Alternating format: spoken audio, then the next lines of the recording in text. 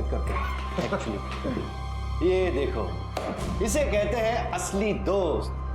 जब भी चाय की जरूरत होती है अचानक कहीं से प्रकट हो जाती है, पता है? अरे भाई, इसके हाथ की चाय की बात ही कुछ अलग है। चाय के चक्कर में क्या क्या नहीं किया इसने। जैसे कि ट्रेनिंग एकेडमी के मेस में बहुत ही बकवास चाय मिलती थी, तो ये मेरे हाथ की चाय पीने के लिए गर्ल्स हॉस्टल आता था और एक दिन पकड़ा गया। ग्राउंड के 20 चक्कर लगाए थे इसने। सर क्या क्या करते थे चाय के लिए आप? एम्बुलेंस में जो पैरामेडिक था उसने मुझे बताया कि निशा मैम ने मरते वक्त आपके कान में कुछ कहा था। हो सकता है उस खूनी के बारे में कुछ कह रही हो। प्लीज सर, याद करने की कोशिश कीजिए, ये बहुत ही इंपॉर्टेंट इंफॉर्मेशन है सर।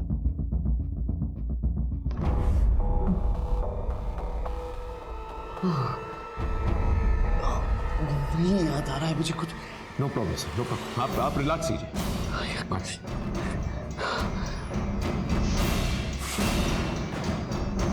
सर एक रिक्वेस्ट है सर, मैं चाहता हूँ आप इस केस में मेरा साथ दें। मैंने डॉक्टर से इजाजत ले ली है सर। आई एम श्योर इस केस की डिटेल स्टडी करते करते आपकी याददाश्त वापस आ जाएगी। सर, जिस तरह से एक इंसान साइकिल चलाना कभी नहीं भूलता, उसी तरह से एक पुलिस ऑफिसर अपनी ट्रेनिंग कभी नहीं भूलता सर। हमें निशा नाम के खूनी को ढूंढना होगा।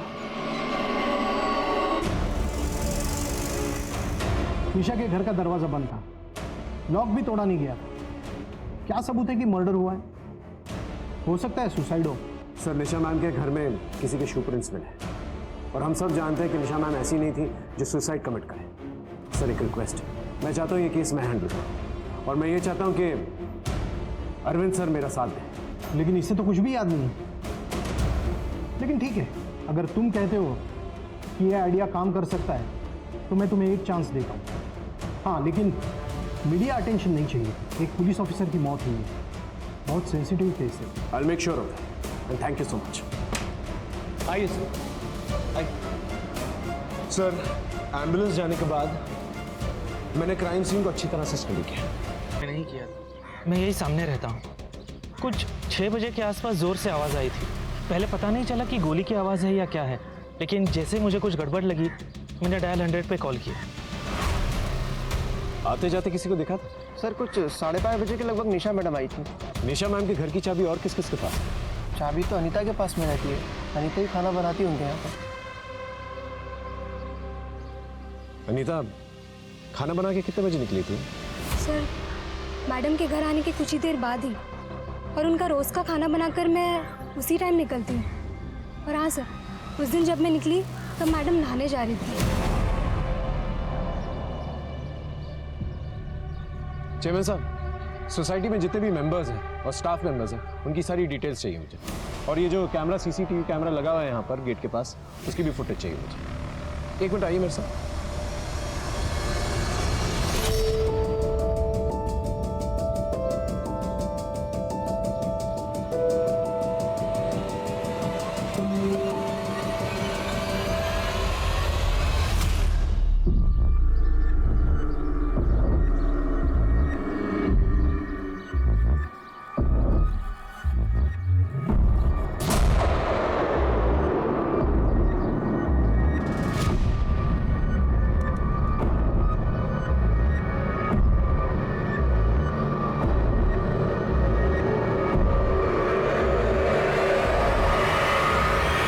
बोला था मैडम को कि ऐसे ईमानदार पुलिस ऑफिसर ज्यादा दिन टिकते नहीं। उस दिन बहुत हीरोगिरी दिखा रहे थे, क्या हुआ? निकल गई?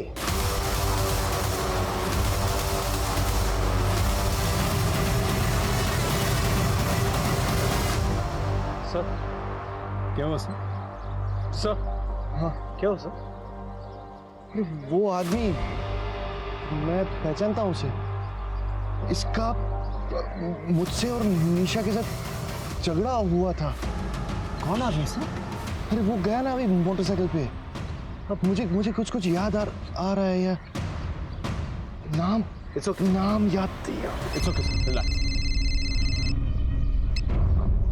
हाँ बोलो। निशा मैडम के पिछले 3 महीने की कॉल रिकॉर्ड निकाली गई। सर एक नंबर पर कई बार कॉल हुई है, फिर अचानक कुछ हफ्ते पहले से बात होना बंद हो गई। सर किसी विनोद मिश्रा नाम के वकील का नंबर है। ठीक है, उसका एड्रेस मुझे भेज दो।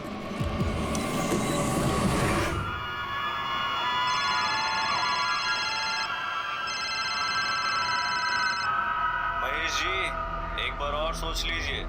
अब तो बेटी भी चली गई आपकी। अपने भविष्य का सोचिए और सही फैसला कीजिए। साइन कर दीजिए पेपर पर। उन्हीं का फोन था ये? कोर्ट के किसी केस में निशा और मेरी मुलाकात हुई थी और हमारे बीच कुछ महीनों से रिश्ता भी था, पर मैंने कुछ हफ्ते पहले ही रिश्ता तोड़ दिया।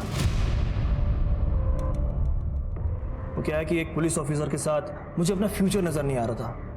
दिन रात ड्यूटी पे रहती थी वो। रिश्ता तोड़ने के बावजूद आपके फोन से उनके फोन पर मिस कॉल्स आते जाते रहे, ऐसा क्यों? उसके लिए मेरी सहानुभूति थी, चिंता भी थी, इसलिए मैंने उसको कई बार फोन किए, पर उसने मेरा फोन नहीं उठाया। आपके पास निशा मैम के घर की डुप्लीकेट चाबी तो होगी ही? नहीं, चाबी नहीं है मेरे पास उसकी।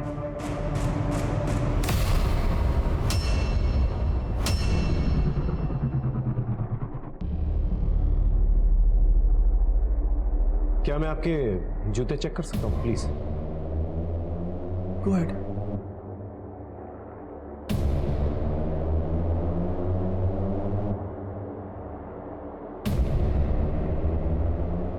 निशा आपके बारे में बहुत बात करती थी। अच्छे दोस्त थे ना आप? जी हाँ, thank you for the information. अगर हमें हाँ सर, आपको उस बाइक वाले का नाम याद आया? कोशिश कीजिए, शायद याद आ जाए। करीम हूँ मैं, करीम, देख लूंगा तुम्हें। करीम नाम था उसका। यस करीम। सर पता करते हैं इस करीम के बारे में। हाँ सर, ये करीम लाल मटका चला था। निशा मैम ने कुछ महीनों पहले इसके यहाँ पर रेड डाली थी, सारा काम धंधा इसका चौपट करवा दिया। गुस्सा तो आया होगा इसे सर। और सर, ये काफी डेंजरस आदमी है। धंधा बंद करवाएगी मेरा? हैं? धंधा बंद करवाएगी? अब देख तेरे साथ मैं क्या करता हूँ। जानती है मुझको? नहीं जानती? तेरे जैसे ईमानदार ऑफिसर में ज्यादा दिन टिकते नहीं। समझिए? धमकी देगा सब। ज्यादा हीरो बनता है ना, तुझे भी देख लूंगा। और तू तो गई। ये उठा के लेके आए सर? उठा। निशा मैम को धमकी दी थी ना तूने? मर्डर किया ना उनका तूने? धमकी दी थी, लेकिन क्या प्रूफ है कि मैंने मारा? प्रूफ तो हमें मिल ही जाएगा। उस दिन जब निशा मैम का मर्डर हुआ, कहाँ था तू? दारू के अड्डे पे जाके पूछ लो। तेरे पंटर लोग होंगे वहीं कहीं। सर उस जूते के प्रिंट इसके किसी भी जूते से मैच नहीं हुआ। क्या हुआ? मिल गया सबूत? अब इधर ही रखोगे कि जाने भी दोगे? सर, सोसाइटी के पूरे फुटेज मिल गए और सोसाइटी के जितने भी मेंबर्स हैं सबकी डिटेल्स आ गई है। इसे अंदर ही रखो। सर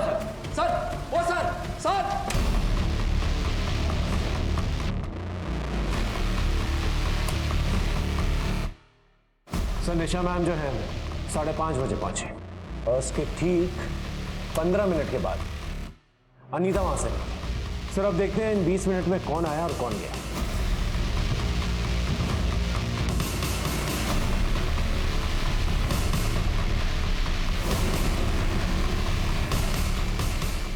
ये कहाँ जा रहा है? ये तो निशा के घर की तरफ जा रहा है। झूठ क्यों बोला था तूने? जब गोली चली थी तो यहां गेट पर नहीं था, काफी देर तक गायब था। कहां था?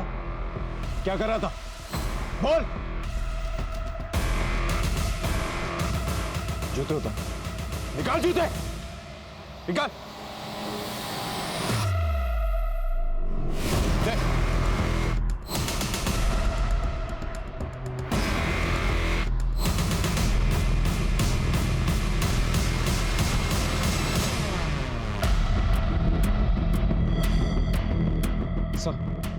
ये वही जूते के निशान है जो निशान हमें निशा मैम के घर में मिले।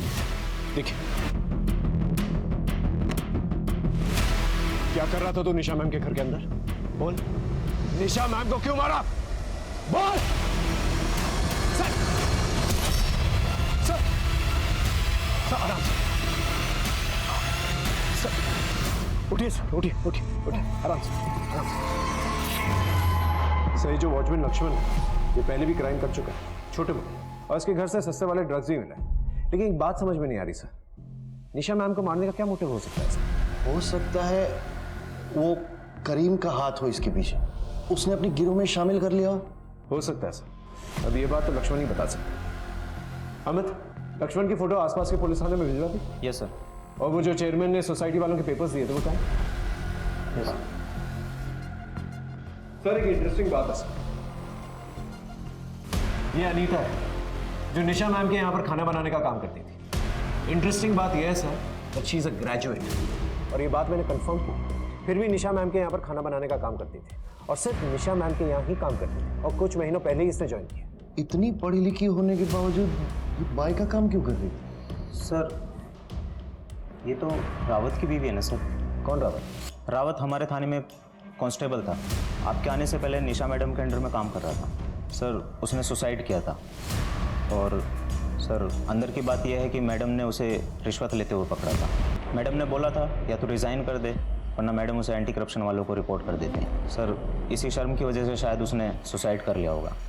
और निशा को काफी समय तक इस बात का अफसोस भी था। उसने बताया था मुझे, कुछ याद आ रहा है मुझे। उसने खुद को मार लिया अरविंद, सुसाइड किया है उसने मेरी वजह से। शायद कहीं ना कहीं मैं जिम्मेदार हूँ इन सब में। ऐसा मत सोचो निशा, इसमें तुम्हारी कोई गलती नहीं।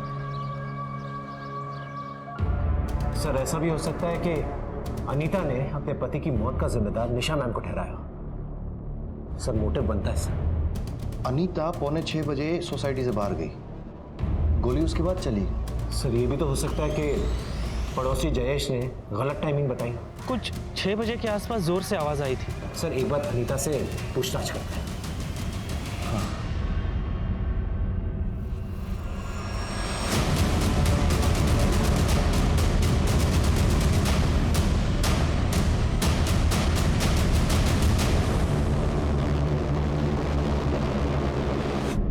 तुम्हें अपने पति की मौत का बदला लेना था, इसलिए काम वाली बनकर तुम निशा मैम के घर पे काम करने लग गए।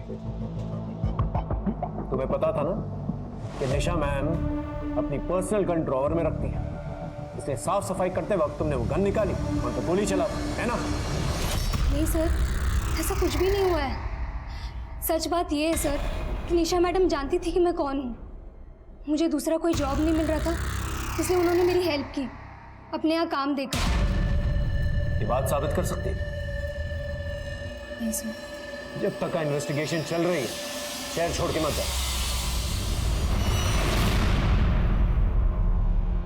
उन पेपर्स पर साइन कर दीजिए ना भैया, बेच दीजिए उस प्रॉपर्टी को। निशा कह रही थी कि वो बिल्डर सही नहीं है, उसी का कहने पर मना किया है। हाँ लेकिन अब निशा नहीं रही भैया, और वो बिल्डर के लोग खतरनाक मालूम लग रहे हैं। वो कुछ भी कर सकते हैं। उन्होंने उस प्रोजेक्ट के आसपास की सारी जमीन को खरीद लिया है, बस सिर्फ आपकी जमीन बाकी है। सौदा बुरा नहीं है। केस घूम रहा था, सस्पेक्ट्स बढ़ रहे थे।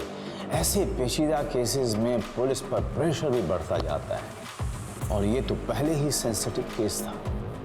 एक पुलिस अफसर का खून जो हुआ था, पर अब तक किसी को ये नहीं पता था कि आगे जाकर और क्या क्या परतें खुलने वाली हैं। ऐसी परतें जिनसे ये केस और भी ज्यादा सेंसिटिव होने वाला था।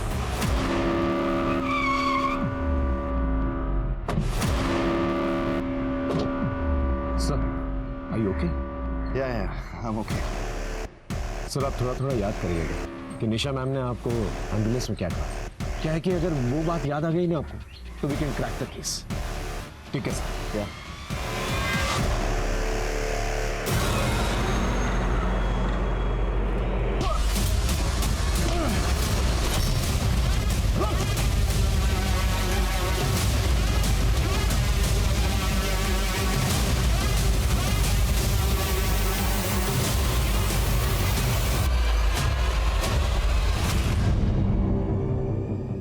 बोल, किसने भेजा है तुझे? क्या नाम है तेरा? बोल बोल।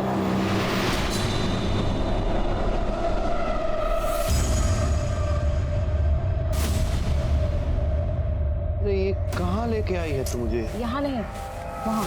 चलो। अरे देख, अभी भी तुझे बोल रहा हूँ, ऐसे मामलों में मत पड़। अरविंद, बात इंसाफ की है और मैं पीछे नहीं हटूंगी। अरे पर ना कम ऑन, लेट्स गो, चलो। अरे सुन तो। Come on.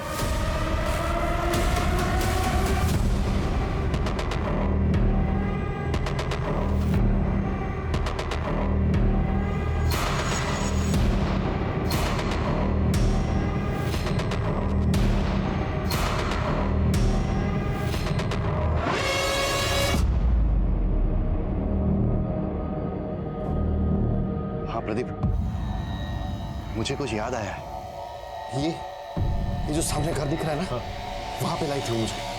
चला चला, यही लाई थी वो मुझे। किसी से मिलाना चाहती थी वो मुझे।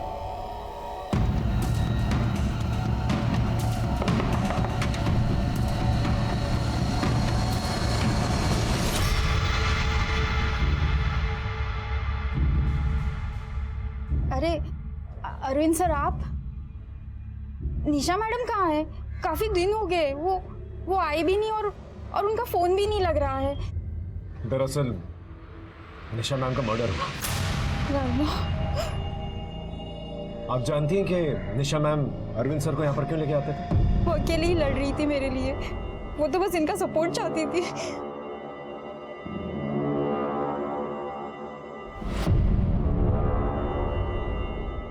तुम्हारे लिए लड़ रही थी मतलब? आकाश चावला बहुत ही बड़ा बिजनेसमैन है, काफी पहुंच भी है उसकी। मैं उनकी यहाँ सफाई का काम करती थी। कुछ हफ्ते पहले उनके बेटे सर्वेश ने मेरे साथ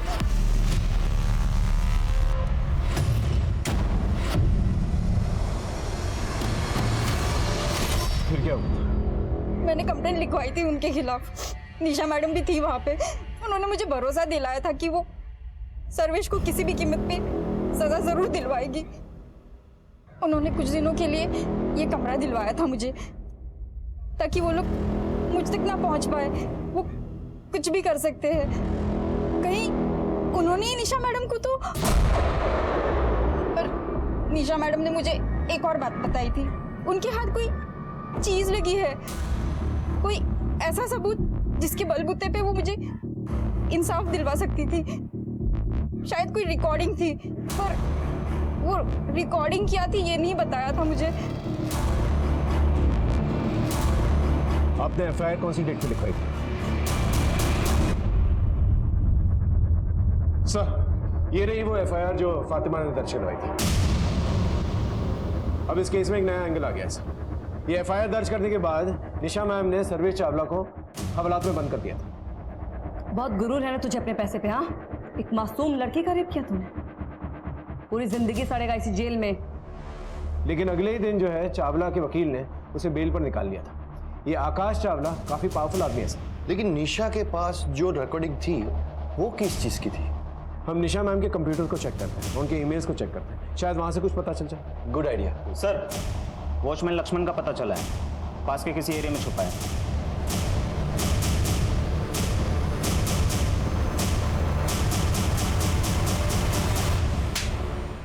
भागा क्यों था? भागा क्यों? बोल। साहब, मेरा पहले से क्रिमिनल रिकॉर्ड था। गरीब आदमी हूँ। मुझे लगा कि आप लोग खून के इल्जाम में मुझे फंसा देंगे, तो मैं डर गया था। तो तुम्हारे जूते के निशान उस घर में क्या कर रहे थे? एक दिन पहले निशा मैडम ने मुझे नशा करते हुए पकड़ लिया था। वो चेयरमैन को सब कुछ बता देती, मेरी नौकरी चली जाती। तो मैं बस उनसे माफ़ी मांगने गया था। मैम, प्लीज़ माफ़ कर दीजिए। वॉचमैन और ड्यूटी पे नशा करते, जाओ अपना काम करो। अरे क्या कर रहे हो? माफ कर दीजिए, प्लीज प्लीज। खड़े हो जाओ, उठो। एक मौका दे रही हूँ, लास्ट वार्निंग, लेकिन आज के बाद से कोई नशा नहीं। Thank you ma'am. 20 मिनट तक क्या कर रहा था तू? कहाँ था 20 मिनट तक? साहब, वो मैं पीछे नशा करने चले गया था। माफी मांगने नहीं गया था तू निशा मैम का खून करने गया था। खून नहीं कर सकता हूँ साहब, और मैं अपनी जॉब बहुत ईमानदारी के साथ करता हूँ। निशा मैडम को गाड़ी के बारे में मैं नहीं बताया था। कौन सी कार? वो लाल कलर की कार जो उनका पीछा कर रही थी, जो कभी कभी बाहर पार्क भी रहती थी। मुझे लग रहा है कि उनके घर पे कोई नजर रखता था, और वो गाड़ी का नंबर ही मैंने लाके दिया था उनको। वो नंबर है तेरे पास? हाँ है। सर, आरटीओ से उस रेड कार के बारे में पता चला है। वो कार आकाश चावला के नाम पर रजिस्टर्ड है। इसका मतलब ये हुआ कि चावला निशा को डरा रहा था, और जब वो नहीं डरी तो उसे मरवा दिया। लेकिन सर, ये भी तो हो सकता है कि चावला सिर्फ डरा रहा हो और असल में खून लक्ष्मण करके चला गया, और लक्ष्मण हमें इन्फॉर्मेशन सिर्फ इसलिए दे रहा हो ताकि अपने आप को निर्दोष साबित करना चाहता है। लेकिन सर, हमें आकाश चावला से एक बार मिलना तो पड़ेगा।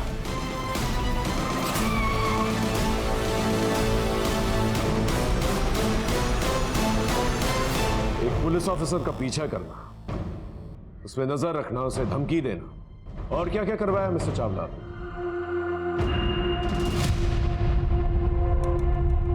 Look officer, I am a busy man.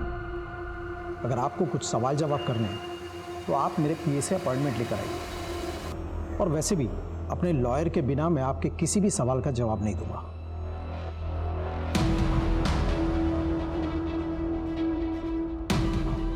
Sir बहुत ही घमंडी आदमी है सर। एक बार वो रिकॉर्डिंग मिल जाए ना, सब कुछ साफ हो जाएगा। मैं पता करता हूँ सर। हाँ, निशा मैम के कंप्यूटर से फाइल्स मिली? सर आईटी वाला डाटा निकाल ले उनके अकाउंट से, थोड़ा टाइम लगेगा। सर अभी भी पता कर रहे हैं।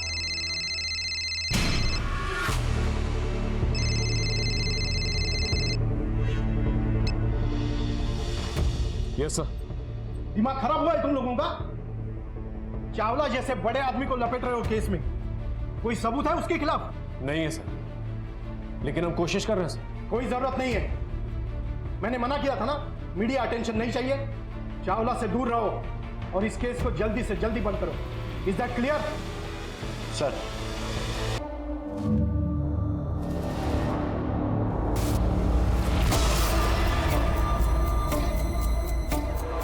ठीक किया भैया आपने। जमीन रख के क्या करते जब बेटी ही नहीं रही।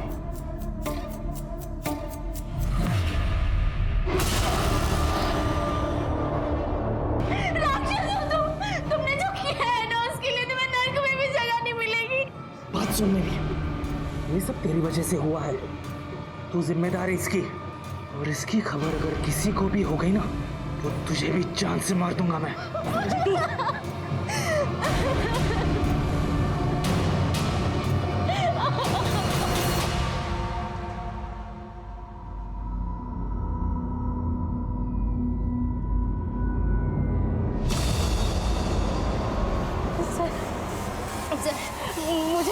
मुझे आपको कुछ बताना है सर।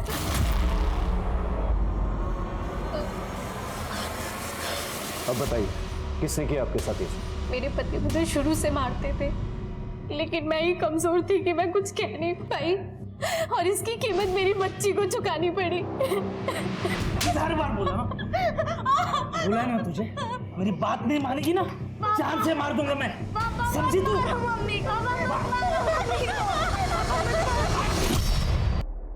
सब कुछ ठीक है ना? हाँ ठीक है मैडम।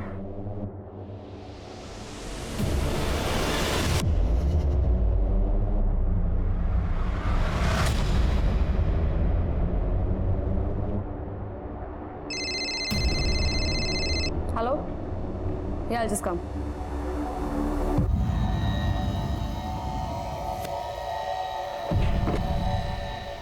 शक हो गया है उसे, वापस लौटेगी वो।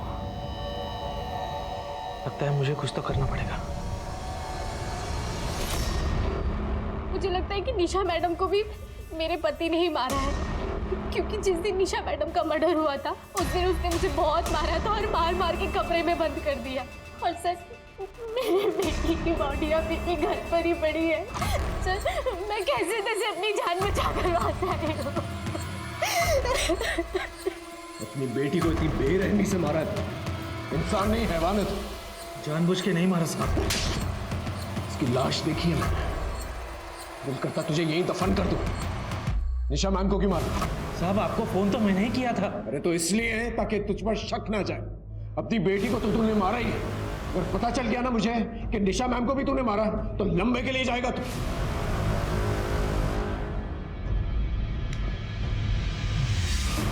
सर, बहुत शातिर है, मुंह नहीं खोल रहे। मतलब एक और सस्पेक्ट? इनमें से किसने किया, कैसे पता चलेगा? फिलहाल हम उस रिकॉर्डिंग को ढूंढते हैं जिसे निशा मैम ने रिकॉर्ड किया, जिसका जिक्र फातिमा ने किया। कहीं उन्होंने मुझे फिर से अंदर कर दिया तो? हुकुम का इक्का है मेरे पास।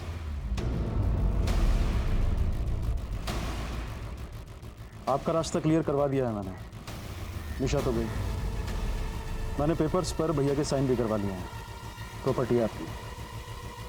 पर हाँ, आपने जो मुझसे वादा किया था वो पैसे मुझे दे दीजिए बस, कैश।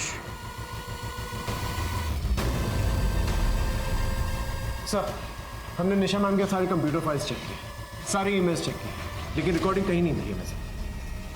सर कहीं ऐसा तो नहीं कि एम्बुलेंस में निशा मैम आपको इस रिकॉर्डिंग के बारे में कुछ बता रही थी? लेकिन अगर वो रिकॉर्डिंग इतनी इंपॉर्टेंट थी तो कहीं ऐसा तो नहीं है कि निशा ने उस रिकॉर्डिंग को अपने घर में छुपा के रखा? हो सकता है। Let's move.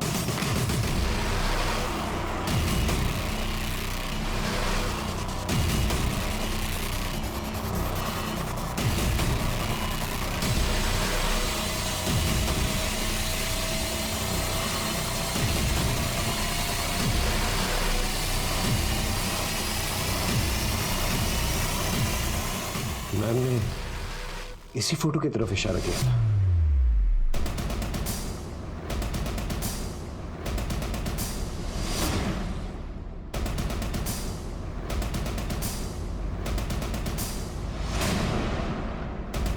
सर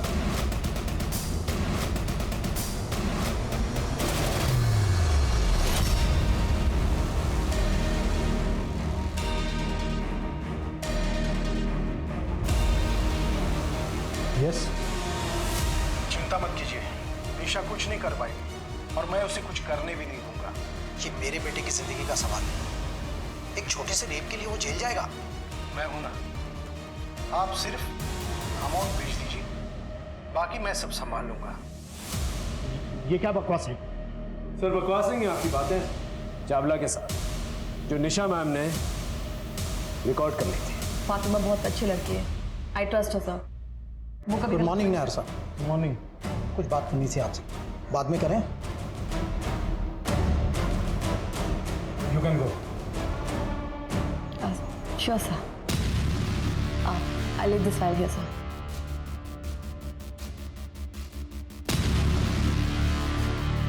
और इसी रिकॉर्डिंग के जरिए आप पर प्रेशर डाल रही थी कि आप चावला का साथ छोड़ दें ताकि वो अपना काम जो है ठीक से कर सके और फातिमा को इंसाफ दिला सके। Am I right? कहीं इसी की वजह से आपने निशा मैम का मर्डर तो नहीं कर दिया? What nonsense? देखिए सर, कन्फेस कर लीजिए वरना सच तो है हमारे पास। आइए प्लीज।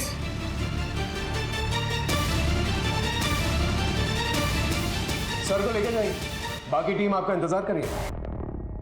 अपना हुकुम का एक का जोकर बन गया। डीएसपी नायर अरेस्ट हो गया। क्या?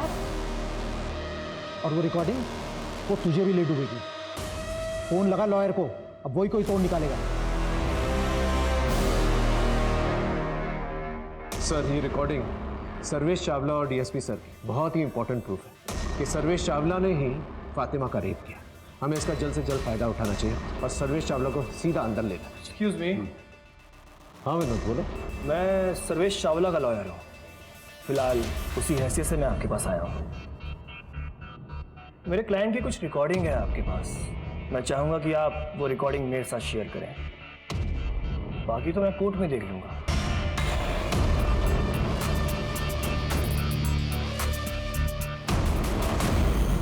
जिससे मेरा सबसे करीबी रिश्ता था वो उस रेपिस्ट का वकील निकला, चुरा के लेके गया उसे, तो मैंने भी अपना रिश्ता खत्म कर दिया उसके साथ। सर इस विनोद ने हमसे झूठ क्यों कहा था कि पहले रिश्ता निशा मैम के साथ इसने तोड़ा है? और तो और ये दुश्मन का लॉयर है। सर कहीं ऐसा तो नहीं कि निशा मैम का खून इसने किया? क्योंकि निशा मैम के घर में घुसना इसके लिए बहुत ही आसान था और अब तो मोटिव भी दिख रहा है। लगता है सर एक और सस्पेक्ट जुड़ गया है इस केस से। आप एक काम कीजिए, आप घर जाइए, मैं थोड़ी देर और रुक के जो है इस केस को बारीकी से स्टडी करता हूं। अरविंद पर प्रेशर बढ़ रहा था उस रात हुई घटना को याद करने का। विक्टिम निशा उसकी अपनी दोस्त थी और उस रात मरने से पहले निशा ने अरविंद के कान में जो कुछ भी कहा था उसी में शायद इस केस को सुलझाने का रास्ता था, पर वो चाहकर भी निशा को इंसाफ नहीं दिला पा रहा था। अपनी खोई हुई याददाश्त की वजह से अरविंद अब मतलब कातिल घर के अंदर था भी और नहीं भी।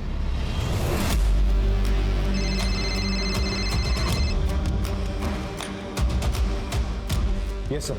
प्रदीप, मुझे याद आ गया है कि उस दिन मुझे निशा ने क्या कहा था। मुझे पता लग गया है कि असली खूनी कौन है।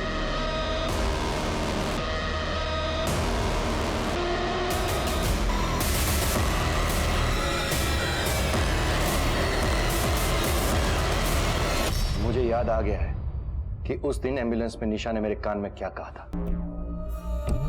सच बात यह है कि एक मिनट सर, इससे पहले आप कातिल तक पहुंचे। कातिल कैसे हुआ था ये मैं आपको बताता हूं, बहुत इंटरेस्टिंग है सर। सुनिए, कातिल जानता था कि निशा मैम को मारना इतना आसान नहीं, क्योंकि वो एक हाईली ट्रेन्ड ऑफिसर है। तो उनको मारने का सबसे अच्छा तरीका जो था वो था सरप्राइज अटैक। और सरप्राइज अटैक के लिए उसे घर के अंदर पहले से ही मौजूद होना पड़ता, और निशा मैम के घर के अंदर ऐसी कोई जगह नहीं थी जहां पर वो छुप सकता था। तो उसने देखिए क्या प्लान किया। वो निशा मैम के घर दोपहर में पहुंचा जब निशा मैम थी नहीं, और उसने निशा मैम के ड्रॉअर से उनकी पर्सनल गन निकाली और उसने जाकर कबर्ड में इस तरह से लगाई कि निशा मैम जब भी कबर्ड खोले गोली चल जाए और सीधा निशा मैम पर।